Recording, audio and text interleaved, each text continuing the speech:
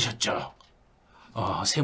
세무회계 시험 문제 너무 쉬워서 또 올랐으면 좋겠다 하고 있었는데 또 찾아왔어요. 그래서 여러분들 세무사 협회에서 이렇게 출제해서 1년에 여기는 한 시험이 총 5번인가 6번 정도 있거든요. 그래서 그 시험들을 이렇게 기출문제 보면 우리 중개사 시험에서 나오는 범위에 해당되는 문제들이 몇 개씩 있어요. 그래서 그 문제도 제가 여러분들 풀어볼 수 있도록 이렇게 제공해 드리니까 한번 풀어보시면서 요 정도 내가 풀 수 있어. 이 정도는 됐어. 그러고 이제 확인을 하는 문제라고 생각해 주시기 바라네요. 자, 1번부터 가보죠. 납세 의무의 소멸에 대한 설명으로 가장 잘못된 것을 찾아라. 소멸. 그럼요. 납부나 충당이나 부가 취소는 소멸되죠. 그 다음에 소멸 사유로 중단된 시효는 납세 고지는 새로운 고지서가 오면은 중단돼요. 근데 고지나 납부기한이 지난 때부터 새로 중단이라는 건 지금까지 있었던 걸 무효로 하고 처음부터 다시 시작하는 거예요. 근데 국세 징수를 목적으로 하는 국가의 권리 이를 행사할 수 있는데 5억 이상, 5억이 넘는 금액이면 10년, 5년이 아니라 10년 동안 행사하지 않으면 소멸시효가 완성이 됩니다. 지방세는 5천, 국세는 5억. 천단이 생각나죠? 국세는 5억이 넘으면 10년, 지방세는 5천만 원이 넘으면 10년, 5천이 안 되면 5년, 5억이 안 되면 5년. 그래서 국세니까 여기서는 5억 이상이면 10년이라는 시간이 지나야만 소멸시효가 소멸이 됩니다. 3번 틀렸네요. 납세자가 부정한 행위로 그러면 납세 사기쳤다. 그러면 10년간 조사하겠습니다. 제척기간에 부정 사기치면 10년.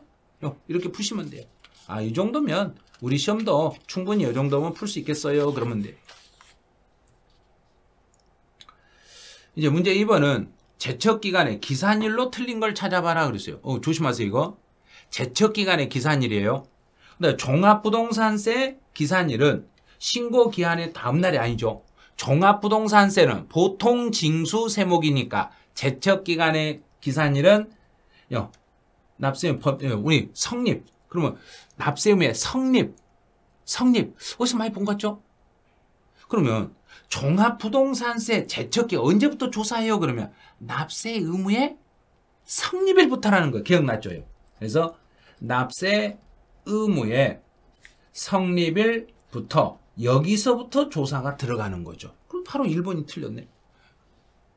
이거 못 찾겠는데요. 연습해야 돼요. 그래서 제척기간의 기산일은 신고 납부에 대한 기산일은 원칙은 신고 납부는 신고 기한의 다음 날부터 조사를 하겠지만 보통 징수 세목들은 납세 의무의 성립일부터 바로 조사가 들어갑니다. 그랬잖아요. 그래서 재산세나 종합부동산세는 납세 의무의 성립일부터 바로 조사를 시작하겠습니다. 인지세 같은 경우는 이제 기산일은 납세 의무가 성립한 날 특별한 절차 없이 그냥 가는 거예요. 네, 법인세는 신고 납부 세목이니까 신고 기한의 다음 날입니다. 네, 연장이 되면 연장된 기한의 다음 날입니다. 이렇게 가는 거예요.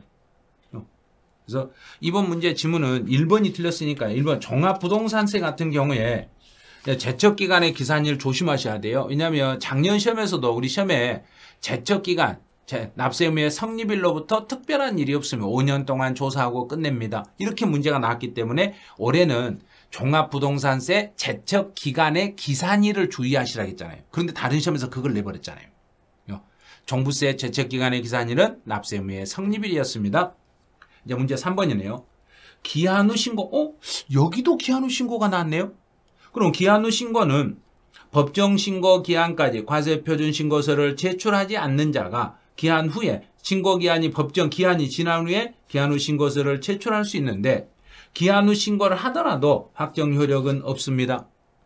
또 기한 후 신고는 내가 신고서를 제출하면 신고일로부터 3개월 이내에 결정하여 통지하셔야 됩니다. 또 기한 후 신고는 법정 신고 기한이 지난 후 1개월 이내에 기한 후 신고했을 때는 50%에 해당하는 가산세를 경감하겠습니다.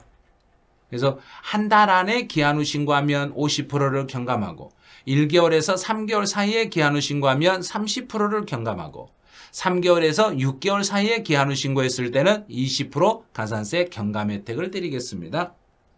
3번은 4번이 답이네요. 이제 4번은 소멸시효에 대한 내용으로 잘못된 걸 찾아라 그랬어요. 이제 국세 중에 5억 이상이면 10년이고 5억이 안 되면은 5년이라는 그 이외는 5억 미만이란 이야기예요. 5억이 넘으면 10년의 소멸시효가 진행이 됐으니까 5억이 안 되는 것은 5년의 기간으로 끝나요. 그다음에 소멸시효는 압류가 진행 중인 기간 중에 정지하면, 압류는 뒤에가 기간자 안 붙었잖아요. 독촉이나 압류나 교부청구나 납세꼬지는 중단이 됩니다. 정지 사유가 아니라 중단이에요. 중단됩니다. 그래요. 그다음에 주된 납세의무자의 국세가 소멸시효 완성해서 소멸해버리면 제2차 납세의무나 납세 보증인과 물전, 그럼 앞에서 소멸됐으니까 뒤에도 싹 없어지는 거예요. 다 같이 없어지는 거예요. 그다음에 4번은 과세표준과 세액의 신고에 의하여 납세의무가 확정되는 국세로서 신고한 세액에 대한 행사할 수 없을 때, 징수권을 행사할 수 없을 때는 법정 신고 기한의 다음 날, 이거는 뭐냐면 이제 소멸시효의 기산일이 언제냐 이거예요. 그럼 정부가 고지서를 내가 신고했을 때는 신고 기한의 다음 날이 되고, 신고 납부 기한의 다음 날이 되고, 만약에 정부에서 고지서를 발부했을 때의 소멸시효의 기산일은 납부 기한의 다음 날이 되는 거예요. 고지서를 발부해서 언제까지 세금을 내주세요 그랬으면 그 납부 기한의 다음 날부터 소멸시효가 시작되는 거고, 신고 납부 세목에 대해서는 신고 납부 기한의 다음 날부터 소멸시효가 기산되겠습니다. 그래서 4번은 정답이 2번이 되겠네요. 자, 이제 5번 문제로 가보죠. 5번 문제는 우선순위와 관련된 문제인데, 이렇게 순서가 나오면 그 재산에 부과된 세금은 없는 걸로 본다 그랬어요. 그러면 그 재산에 부과된 세금이 없으니까 제일 먼저 알아야 할 건 파산 절차에 든 비용이 1순위예요. 그런데 파산 절차 없죠. 그럼 두 번째로 체납처분비, 공익비용, 경매비용이네요. 요게 이제 체납처분비라고 보시면 돼요. 체납처분비입니다. 그럼 이게 1번이에요. 자, 그러면 니을이 1번이죠. 그 다음에 이제 체납처분비가 나오면 그 다음에 갈 거 뭐가 되냐면 이제는 소액임차 보증금이 나와요. 자, 소액임차 보증금이 2번으로 가요. 그래서 소액임차 보증금을 챙겨가고 그 다음에 이제 법정기일 전이냐 후냐를 따져요. 그래서 법정기일 전에 담보된 채권이 있으면 법정기일 전이 먼저, 법정기일이 담보 설정일 이후인 경우, 그러면 담보 설정일이 법정기일보다 먼저 이루어졌을 때는 여기 4번. 그래서 이제 니을, 기역, 디귿, 니은에서 5번은 4번 요게 답이 되는 거죠. 이렇게 순서를 잡을 때 제일 먼저 파산 절차에 든 비용이 1번. 파산 절차 1번. 그다음에 체납처분비 2번. 그다음에 소액임차 보증금이나 소액임금채권 3번. 그다음에 이제요. 그다음에는 그 재산에 부과된 세금. 그 재산에 부과된 세금이 나오고 그다음에 이제 법정기일 전후를 따지는 거예요. 그래서 법정기일 전에 설정했으면 설정. 법정기일보다 나중에 설정했으면 세금이 먼저. 그래서 법정기일 전이면 설정이 먼저고 법정기일 후에 설정했으면 세금이 먼저 가져갑니다. 이 순서만 알면 답이 4번이라는 걸 알 수 있을 거예요. 이제 계산 문제 하나를 연습해 볼 건데요. 이게 우선순위하고 관련된 계산 문제는 딱 이 형태로 문제가 출제돼요. 우선순위하고 관련된 문제는 다 정확하게 이런 형태의 문제로만 출제가 돼요. 그럼 여기서는 이제 문제는 이제 뭘 물어봤냐면 소득세 중에서 징수에 갈 돈이 얼마냐 그랬어요. 그럼 전체 매각 대금 9,500만 원 중에서 제일 먼저 체납처분비를 줘야 돼요. 체납처분비, 경매비용 있네요. 경매비용 500만 원을 먼저 챙겨주고, 자, 먼저 챙겨줬어요. 그 다음에 챙겨주는 게 소액임차 보증금이나 소액임금 채권이 있으면 먼저 챙겨주셔야 돼요. 그래서 임차보증 2,500만 원 중에서 우선 변제하는 거 2,000만 원 있습니다. 그럼 2,000만 원 먼저 챙겨주는 거예요. 그 다음 이제 나머지를 보니까 이제 없어요. 그럼 여기도 먼저 챙겨줬죠. 그 다음 은행 대출금은 6월 10일이고 신고일은 5월 30일. 법정기일 이후에 설정했네. 법정기일보다 나중에 설정이 됐으니까 여기에서 이제 세금이 가져가는 거예요.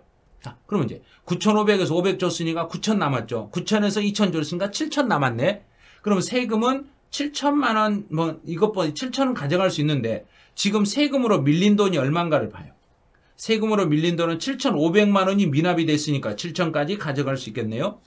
그래서 6번은 3번 이렇게 정답이 나오는 거예요. 그래서 순서를 정할 때 먼저 체납처분비가 1번, 그 다음에 소액임차 보증금이나 소액임금 채권이 2번, 그 다음에 그 재산에 부과된 세금이 있으면 그 재산에 부과된 세금이 3번, 그 다음에 법정기일 전에 설정했으면 설정이, 법정기일 후에 설정했으면 세금이 먼저 가져간다는 걸 이 순서를 알고 문제를 풀면 완전 단순 더하기 빼기밖에 아니라는 걸 알 수 있어요. 그래서 계산 문제가 나오면 실제로는 시험장에 가면 풀 수는 있는데 이제 마음이 급하다 보니까 계산 문제를 놓치게 돼요. 그래서 한 번 정도 이렇게 연습해 보시고 풀 수 있으면 나중에 풀고, 만약에 연습을 해보고도 나는 도저히 못 풀겠다 그럼 계산 문제는 버리시고 이렇게 하셔야 돼요. 그래서 이 유형의 계산 유형으로 제일 많이 문제가 나와요. 그래서 중개사 시험에서는 아직까지 이런 유형의 문제는 안 나왔지만 다른 자격 시험에서는 엄청나게 많이 이런 유형의 문제가 나왔기 때문에 우리 중개사 시험도 머지않아서 나올 수는 있다는 걸 알아두시고 연습하실 분은 연습 좀 해놓으시기 바라네요. 그래서 여기까지 해서 제가 2022년도에 다른 시험에서 출제했던 세법 문제들을 해설해 드렸어요. 그래서 이 정도 하시면 이제 2022년에 중개사 시험에서 나올 수 있는 기출문제 유형들 분석이 다 끝나신 거예요. 그럼 이제 두려움이 없어져야 되고 나는 할 수 있다는 자신감이 생기셔야 되고, 이 정도 문제면 내가 지금 하는 정도로 충분히 내가 해결할 수 있다. 이 정도는 해결 능력이 있으니까 나는 충분히 합격할 수 있다. 이런 자신감을 업그레이드 하셔야 돼요. 그래서 지금 제가 이렇게 문제를 풀어드린 이유는 자신감을 떨어뜨리려고 하는 게 아니라 더 업을 시켜드리기 위해서 문제 유형을 보여드리고 문제 유형을 해설해드린 거예요. 그래서 여러분들이 많이 홍보하셔가지고 다른 분들도 이 문제를 풀어볼 수 있도록 적극 협조 좀 해주시기 바라네요. 나만 합격하는 게 아니라 우리 모두 합격하셔야 되잖아요. 그래서 모두 합격하려면 여기에 이런 게 있다는 걸 알려주셔야, 그래야 다른 분이 찾아올 수 있어요. 그래서 세법의 송원세법 투비에 들어오면 다른 자격시험에서 출제했던 2022년 기출문제 해설이 돼 있으니까 그걸 한번 참고로 풀어봐라. 그러면 그 문제들 중에서도 우리 중개사 시험에 나올 문제들이 엄청나게 많으니까 그거 한번 확인해서 풀어보시면 도움 될 거다. 이렇게 홍보 좀 많이 해주시기 바라네요. 네, 여기서 2022년에 세무에게 이제 해설 강의를 모두 마치죠. 네, 여러분들 수고하셨습니다.